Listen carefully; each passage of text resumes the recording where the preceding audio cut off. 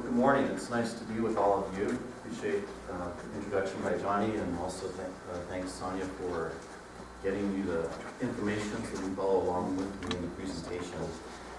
I was contacted a few weeks ago to come and present to you, and I had never heard of your group before, so it's been interesting to learn that such a group exists and that you share those resources amongst all the counties in Utah. And that's not too much unlike the church, where we are self-insured, and so we rely on putting money aside and taking care of our own needs as much as we can. As I was talking with Sonia about what I could present and learning a little bit more about you, I found out that you're from all over the state. You're in various different roles and facilities, some at the maintenance level. In the larger counties, you probably have a much larger staff where you don't have to do everything on your own. But it's quite a large field when you look at what is facilities management. And it's important that we understand a little bit more about different concepts that are going on in the profession today. I also want to caution you about what you put on the internet. I asked Sonia how she found out about me, like why did she request me to come here, and a few months ago, our chapter of IFMA, International Facility Management Association, put on we have a newsletter, and there's a spotlight. Every month we spotlight a member, and I had volunteered to just be spotlighted, and I was on the board, so it was easy, and so we just put something together, and I guess it's out there on the internet. So she found me, and I'm grateful to be here. As Johnny mentioned, he's already gone through this brief resume. I have been with the LDS Church for the last 15 years. It's been a great organization to be part of, a very large organization, and we've been doing some exciting things. And I won't pretend to say that what we do is the way that any county does it, or city, or corporate organization for that matter. But I think there are a lot of principles that do transfer. My hope today is that you'll be able to take a few tools and things from what I say and think about your role in facilities and how you might be able to take that to the next level. I began as an analyst in meeting house planning, and this was at a time when the church was looking at how we can better manage facilities. For years they kind of managed them on a very local way, unless you were building a building, and that was done at downtown headquarters. But they wanted to be even better, and so they brought in Bain Company from Boston, Massachusetts, and did a study on how we were managing our facilities. This was about 1997. And they found several things that weren't standard across the organization. They found things that weren't as efficient as they could be. And so through that study, they found a lot of things that we could improve on. And so I entered in a pilot program. And we took two regions of the church, which were the southern part of Utah and the North American Southwest area, and began to implement several things like performance measurements and tracking how we perform. I'll get into that a little bit later. And we also talked about standardization standards and processes, and doing things the same way so that we could measure our results. That program lasted a couple of years. They also introduced a computerized management system, and then that was eventually rolled out to the entire United States. And I was part of this group, and we did performance measuring, and I had to fill out a monthly report and distribute that report to all the management, and so that was kind of my introduction into doing things a little bit differently, and starting to apply some things that had only been talked about before as I was going through school. So I did that for a couple of years in terms of looking at our performance, and then also projecting where and when we need to build new buildings and find future sites. Following that, I became the assistant facilities manager of the church office building. Quite a daunting task when you have a 28-story high-rise and you have about 26 different departments, 26 different people to keep happy, and constantly moving. We're always remodeling that facility, improving it. It's now 40 years old. It's a great building. But as you know, buildings don't just sit there, they have to be updated and maintained. Following that, I was asked to be involved in another new group, another new endeavor, which was space management planning. And this is done all over corporate America, but the church had never had a group that did space management, and looking at how well we utilize the space we have, and trying to align what space should be used at and how effectively we were using it. So that involved more tracking and reports and things to track our space. And then for the last almost 8 years, I've been involved in the Triad Center, and I'll get to that in a second. And then, as Johnny mentioned, I'm a member of the International Facility Management Association. We have about 200 members, mostly here along the Wasatch Front, made up of professionals, and are any of you a member of that, by the way? Okay, good. It's nice to see a couple of you. But we meet monthly, we interact, we network with one another, and we share knowledge and try to help one another learn more about facility management. And it's a global organization, has I think over 22,000 members around the world, and they have major conferences every year that address topics in facility management. So if you really want to learn more about facility management, they're a great resource. The Certified Facility Manager exam is an intense 4-hour exam, covers various competencies in facility management, and it's a relief to have that over. I'll just leave it at that. Today we'd like to talk about what facility management is, what those core competencies are, so you can understand what your role is within the larger scheme of facility management. I'll break that into some operational aspects as well as strategic. And then we will show you some tools and tactics, some things that I'm aware of, that the church has done, that other companies do, that you might be able to benefit from and improve the way that you're managing the facilities in the counties that you're involved in. And then a little bit about the trends in the future of facility management. Headquarters Facilities Division is part of the Special Projects Department of the church. We are strictly involved in the headquarters facilities, everything that's downtown Salt Lake City, and there's a few other things around the valley that we take care of. This represents 3.5 million square feet. We have 500 or 600 employees, and the bulk of that are about 400 custodians. There's a couple hundred maintenance trades people that are broken into various trades, and then we have administrative staff as well. So it's a very large organization, and our division on its own is bigger than most departments are in the church at headquarters.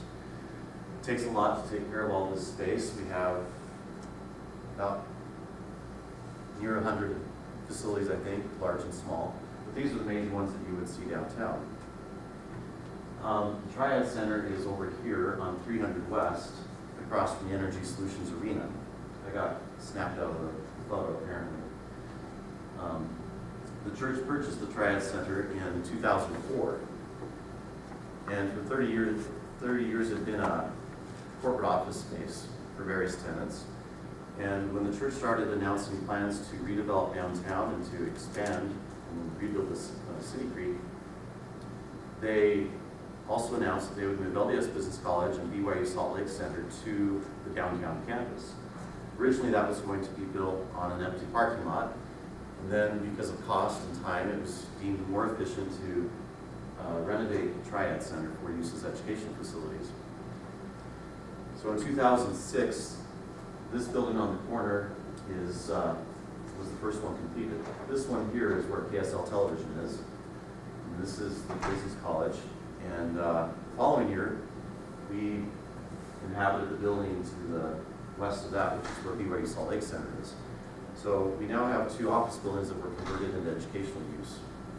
And I was asked to be the first facilities manager for the church to go to that building and to get those 2 institutions moved in who had been used to doing their own facilities, and then help understand how the church could provide those services to them. So if you ever have a new customer or a new group that comes online or someone that inhabits a new building, that's a bit of a challenge.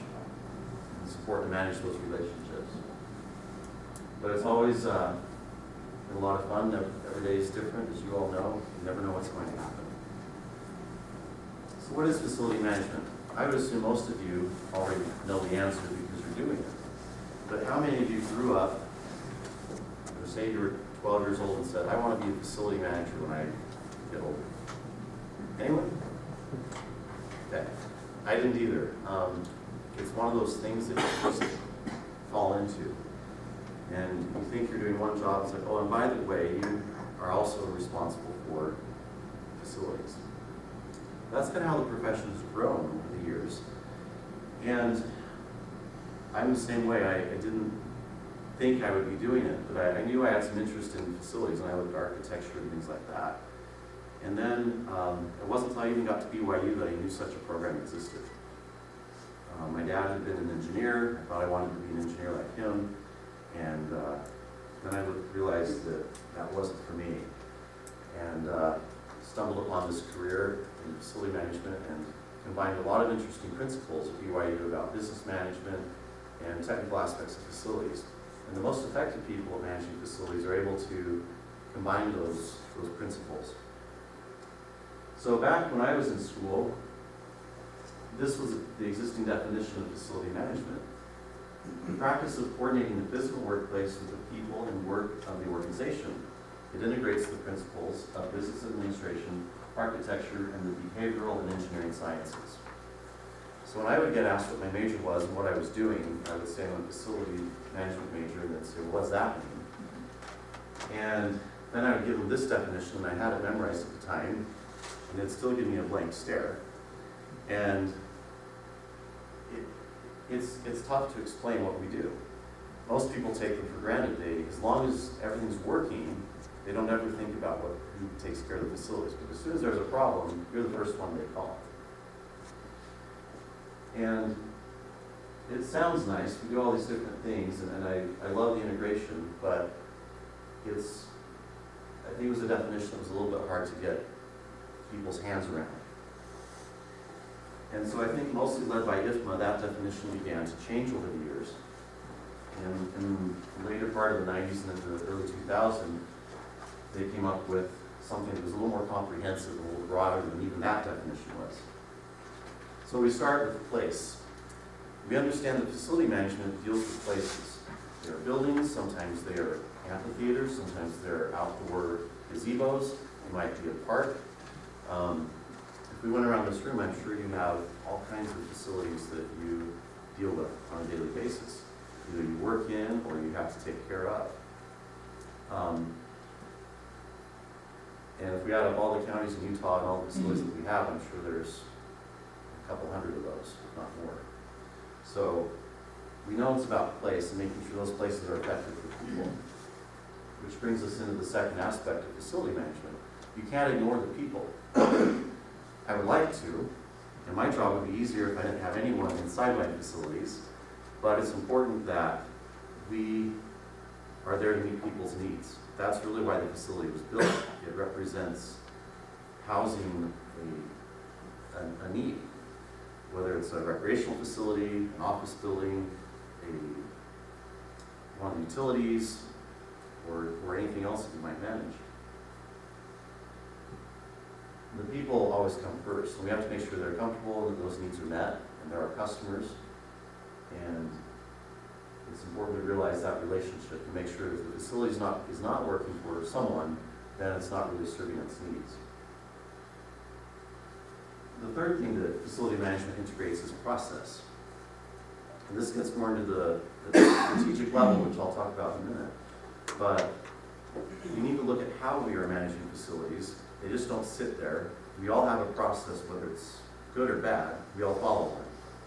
That might be taking a phone call and going out ourselves to fix a leak.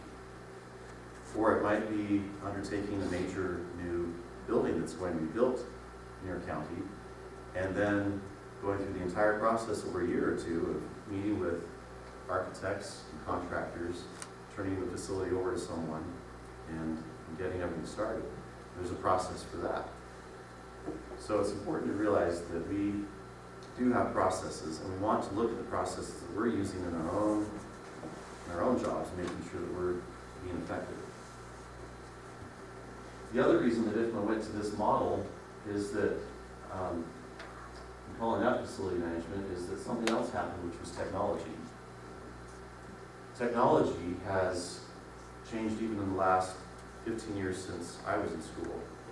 When we were talking about AutoCAD and maybe some databases that kept track of work orders 15 years ago, now we're talking about building information modeling, where every piece of a building is in a computer database, and you can dimension that and model it in 3D. You can print out, you can assign people to that office space. You can print out components that make up that facility.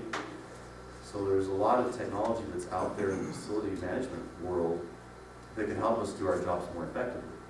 Now, some of that's way more than any of you will need. The church doesn't use all those things. Most companies can't afford to use all those things. But the tools are there, and when it can be more effective and efficient, then it's a great tool to have, that technology. The other way that technology affects us is in the very facilities we have. Here we have projectors, we have Wi-Fi connections, we have internet connections, we have satellite systems, we have to communicate across facilities. All these things are linked now. Most of you have iPads or phones that you use every day, and those make our jobs much easier. I don't know what we'd do without them. So technology encompasses everything else that we do. And when it doesn't work, sometimes they blame us. So in the church, we're fortunate enough to have a large IT department, so they take care of all the technology. But as they're upgrading and expanding, it always comes back into facilities. Where do we put it? Finding a place to make it work. So here's the new definition by IFMA of what facility management is. It's a profession that encompasses multiple disciplines to ensure functionality of the built environment by integrating people, place, process, and technology. You'll see that technology wasn't even in that definition at all before. So they've even taken things to a higher level, not just thinking about architecture and design and business administration and finance, but integrating all of these things. So the more that you and I can be integrators and manage facilities in an integrated way, the more effective that we can be.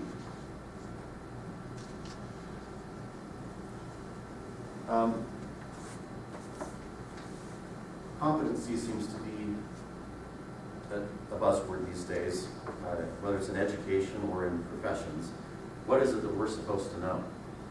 And facility management's the same way. There are lots of things that we are supposed to know. And when I was going through school, there were only 9 competencies. And they were the first ones that you'll see listed here. And if we could know all of that and be experts in it, we'd be great, we'd be set. Even that was a bit daunting. And then about 4 or 5 years ago, it became apparent that there were a few more competencies that facility managers needed to know. And so those were added. And you probably know that it's important to be prepared for emergencies. Are any of you CERT members in your communities? Okay, a couple. I went through CERT training years ago, and that's emergency response teams. And so it's important that we understand how emergency response works. If a county facility is shut down, doesn't work, and government comes to a halt, we hear about it. Especially when it's on the federal level, we hear about it. And in the local level, our citizens depend on all of us a lot to make sure that those facilities are running and not having problems. And then environmental stewardship and sustainability is also a new thing. I know in Salt Lake City, for example, there's a big focus on that. So every time they build a new building, it needs to be LEED certified, which implies lots of things with energy efficiency, sustainability. And so the new public safety building that they built, we just went on a tour of a month ago, has all these new things that are sustainable and energy efficient, but that's their criteria. Salt Lake City won't build something that doesn't meet those needs. Now, a lot of the smaller counties, cities around Utah, is probably not as big of a concern. But when you're in a larger city, that sensitivity to the environment, to being a good steward, to being a good neighbor is important. And I think that's only going to increase, especially in regards to natural resources. There's always talk in Utah about the wonderful beauties that we have here and how we can manage those resources and not impact the environment and scenery that we have. So I want to put this in a bit more of an illustration. We have the things that you're most familiar with. We operate and maintain buildings. We have technology. We talk about emergency preparedness. We also deal with projects and real estate. Sometimes we have to lease. Either we're leasing the building or we're leasing it out to someone. We obviously need to communicate. And so these are things that represent a structure of facility management that I really relate well to.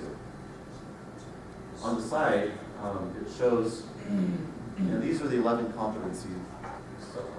These are the 11 competencies, by the way. I added 2 from the original illustration that this is taken from. They've illustrated them this way to show that we support business through financial aspects, through project management and real estate. And then we manage on a day-to-day basis the facility. But we're also leaders. We have the opportunity to represent the buildings and facilities that we're involved with. We have an opportunity to explain what it is that we do, how that adds value to the organizations that we're a part of, whether that be a corporation or a county or a city. We add value in the work we do. If you don't see the value that you add to the organization, you're in trouble because you do it. And you need to understand how you're doing that so that you can explain that to other people. The people who are not involved in facilities every day don't always understand that. So we have a real opportunity to be just not managers, but leaders. And sometimes we say, well, it's better to be a leader than a manager. Well, I think there's room for both. Most of the day I'm managing. I'm dealing with the clogged toilet, dealing with the power outage, dealing with parking problems. Those are things that we have to manage. And it takes up a lot of time. But as we understand that there are times also to create vision and to be a leader and to look at what the next step is and how we can be more effective, then we're on our way to being more effective in our roles as facility managers. And also, we don't want to forget that we support the business. We spend a lot of money. Does anyone make money in here at what they do? You're all spending taxpayer dollars, I assume. The church also doesn't make money. I'm in the business of spending money to build and renovate new buildings and to take care of them. And those dollars are few and they're precious, and we have to be careful with them. But we have to make sure that we're aligned with what it is that our purposes are. So we want to be spending money in the right place. So we want to make sure that we're aligned with the business or the organization that you are a part of. To make sure that you are in step and in sync with your those elected leaders that you serve and the people that you serve.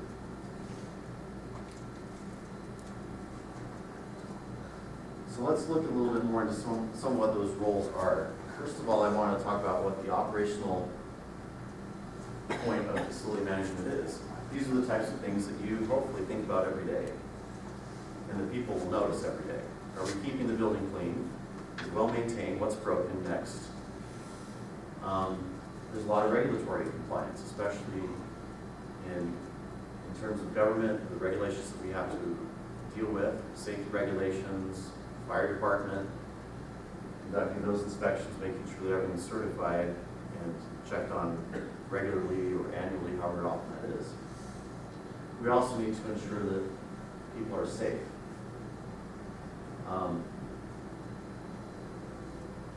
What are some things that you have? Do you have parks?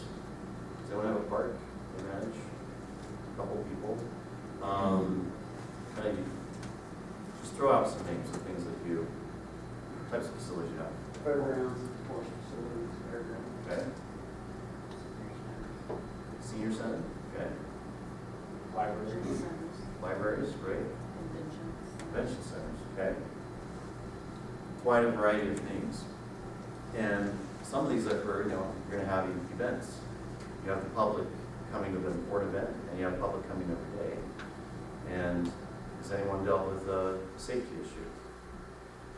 Okay, few. Anyone had an injury claim? Someone got hurt on your property. So those are things that you need to be prepared for, and making sure that people are safe. You're also protecting the asset. I like to think of myself as the cheerleader for the buildings and facilities I have. They sit there and they get used, but sometimes they get abused. Sometimes they get neglected. They're not given enough funding. They're not given the resources we need. People don't see what's wrong with them. And we're eyes and ears of these facilities, and we need to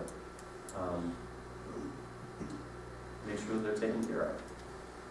When the facility needs something, that needs a new roof, we're the one that has to go to bat for that roof. Until someone notices that it has a problem, you might not have someone above you say, oh, I noticed the roof is bad, you better replace it, and here's some money. Usually it works the other way around. You notice that the roof's getting bad, and it's like, if we don't replace it now, in 3 years we're going to really hate life because we're going to have lots of leaks, and then we'll have a lot more problems on our hands. So it's looking out for those facilities and trying to look long-term and seeing that their needs are met. The facilities that we manage after the people are the largest asset that any organization has. There's a lot of money, there's millions of dollars that's represented by the facilities that we manage. And so it's important that we take care of those. Accessibility is important, especially with, and ADA is nothing new, it's been around for 20 years now. Making sure that everyone can use and enjoy the facilities that have been provided. And this one's big, functional, efficient, aesthetic, that's all. That's all that we're asked to do. It has to work, they want it to look good, it has to be efficient, we have to do more with less. So it's important that the facility meets those needs. And then we have to be cost effective on top of that. And work miracles with the money that we do have, especially in government, I imagine. Do any of you have too much money? So that's always a challenge, I'm sure. So that's what we do day to day. Then we also need to think strategically. And this is where it gets tough.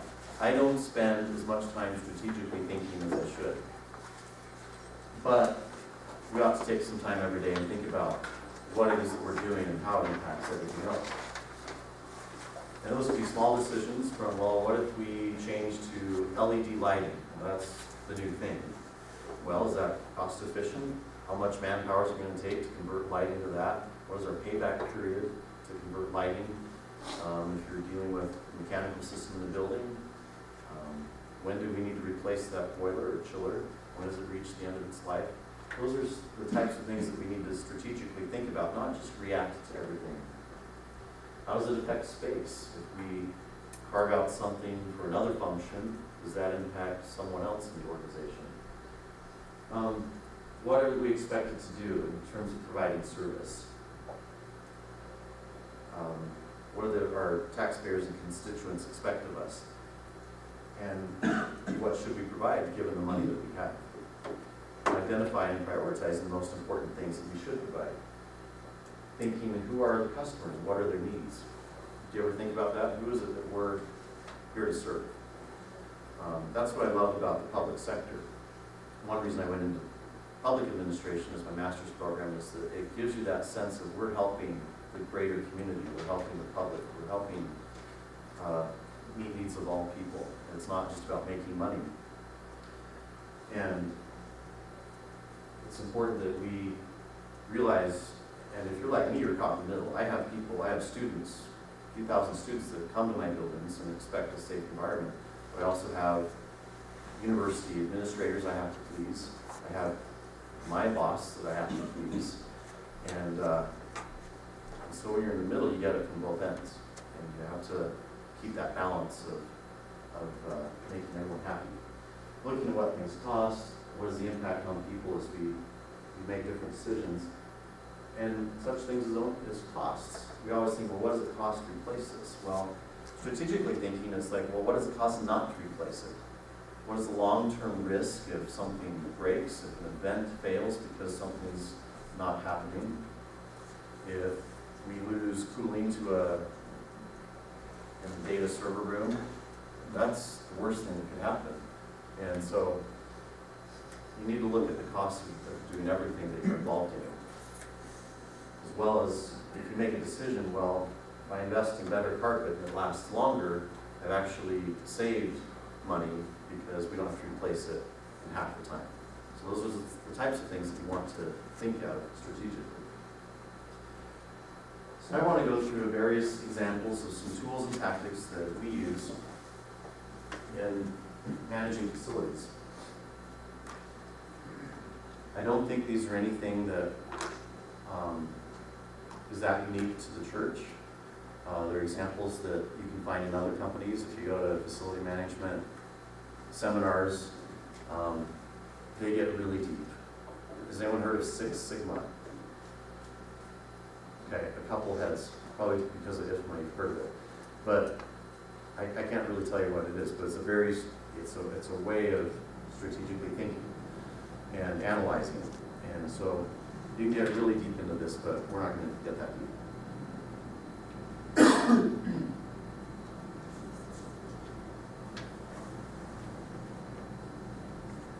Historically, I would say that the church used to be this way. This is how we thought of things. We thought, okay, how much budget do I have? Do I have funding or not to do it? What's our policy? What does the city code say, or the county codes and laws say? What do the state regulations say? You're always trying to keep within this box. Does anyone feel like that? Okay, and those are important. Don't want to discredit that at all. And as the church would manage things in the past, sometimes we'd say, oh, I'm sorry, we can't replace that door, we don't have budget for it. And that was the answer. And if you're a customer, if you're the one that occupies a building and you come to a facilities department and says, you know, that door's broken and it really doesn't work and it's letting cold air in, and the answer you get back is, sorry, no budget. That's not a great response. It's not a very good customer service attitude to have. It may be true, but it's still not a great response. Or the other thing that we'll often see is, well, policy says I can't do that. So tough. That's also not a great response. And that may be true. Or there's a law that says you can't. And so a lot of what we do in facility management is trying to bridge that gap between our confines, which is budget and time and resources and what the law says, and what we can do for them, and the expectation that they will have. So there's a big gap there to manage all the time. And that's sometimes what the church was finding that we said to various customers. So as we did this study with Bain Company in 1997, looked at our new processes and how we really focused a lot more on being customer service driven. And any organization can do this. Any county, any city, any corporation can do this kind of thing. In fact, I think the most successful corporations, because they're very much profit driven and keeping people happy and keeping business, they have to be customer service driven. And you and I, we have an audience that's, for more or better or worse, they're stuck with us. They live there, and you are the entity they have to deal with. They can't just go to the county next door and say, well, I want you to manage my facility. So whether or not they like it, they're stuck with us. So we want to be good. We want to feel that people are getting good customer service as they interact with us, as they call in a work order, as they call in a complaint, whatever it might be, they need to have a good experience.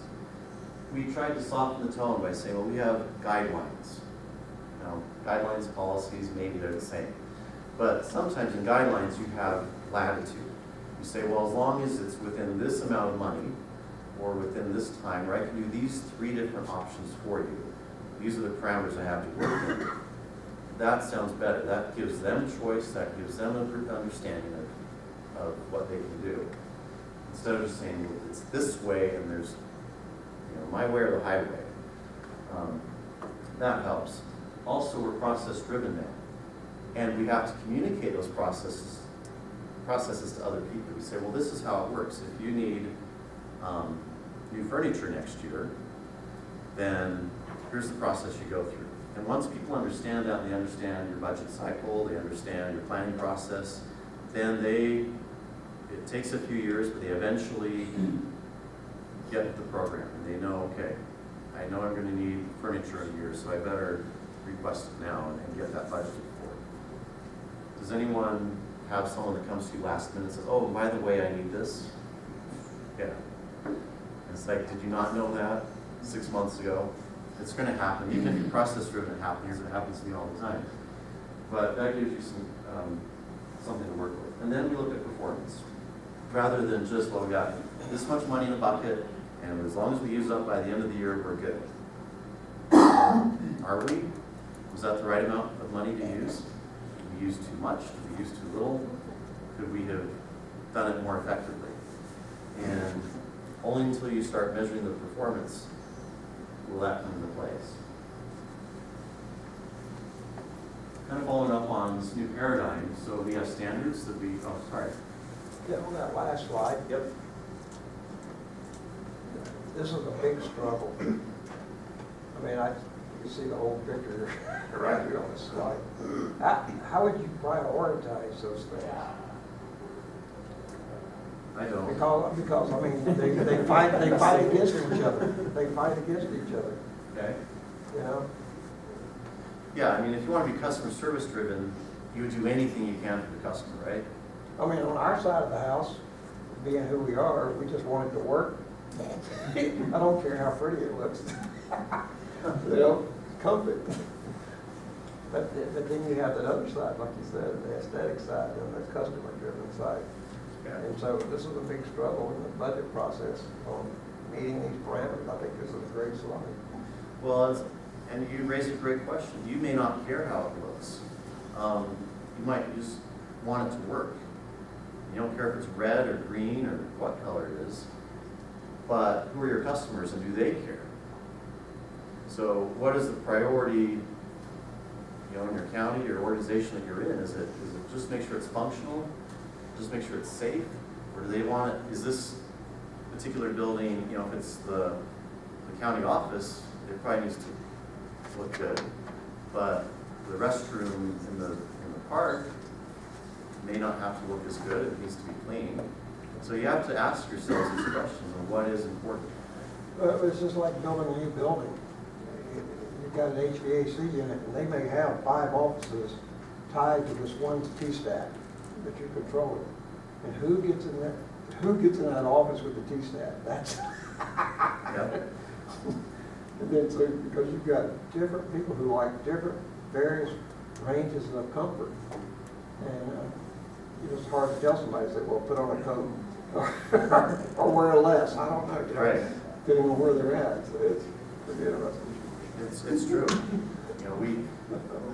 There's good and bad about new technology. Now that everything's on the computer, and I can look up any room in my building and find out what the temperature is.